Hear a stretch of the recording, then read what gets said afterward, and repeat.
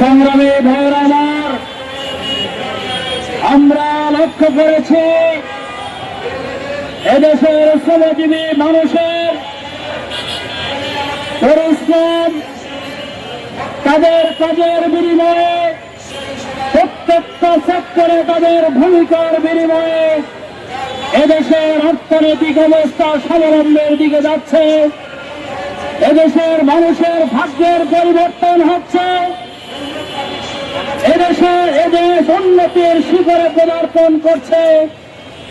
এদেশের প্রত্যেকটা সেক্টরে উন্নতির কল্পে শ্রমিকেরা ভূমিকা পালন করে যাচ্ছে। কিন্তু আমরা লক্ষ্য করছি শ্রমিকদের মাথার ঘাম পায়ে ফেলে অবর্ণনীয় কষ্ট স্বীকার করে ভূমিকা পালন করার পরেও তারা তাদের মৌলিক অধিকার থেকে বঞ্চিত রয়েছে। সংগ্রামী সাথী ও বন্ধুগণ, বাংলাদেশে ট্রেড ইউনিয়নগুলো, ফেডারেশনগুলো শ্রমিকদের অধিকার নিয়ে কাজ করে মৌলিকভাবে শ্রমিকদের অর্থনৈতিক সমস্যা দূরীকরণের জন্য কাজ করে থাকে এবং সামাজিক সমস্যা দূর করার জন্য ট্রেড ইউনিয়নগুলো কাজ করে থাকে। কিন্তু আমরা লক্ষ্য করছি এই ট্রেড ইউনিয়নগুলোর কার্যক্রমেও আজকে এক শ্রেণী বাধার সৃষ্টি করছে। শ্রমিকদের পাশে দাঁড়িয়ে যে তারা ভূমিকা পালন করবে, সেক্ষেত্রেও ট্রেড ইউনিয়নগুলোর কণ্ঠরোধ করে দেওয়া হচ্ছে।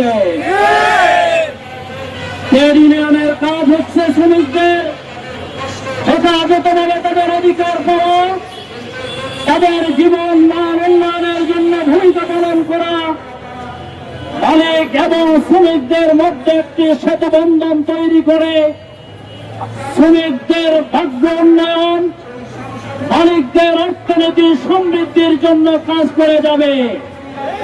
কিন্তু আমরা লক্ষ্য করছি অনেক প্রতিষ্ঠান যেখানে ট্রেড ইউনিয়ন করতে দেওয়া হচ্ছে না, যারা ট্রেড ইউনিয়ন করতে দেয় তারাও ট্রেড ইউনিয়নগুলোকে তাদের পকেট ট্রেড ইউনিয়ন হিসাবে পরিচালনা করে থাকে। আমরা সরকার সহ সংশ্লিষ্টের সাথে জড়িত যারা রয়েছেন তাদের প্রতি উদাত্ত আহ্বান জানাচ্ছি, ট্রেড ইউনিয়নগুলোকে যথাযথ ভূমিকা পালন করতে দেওয়া হবে।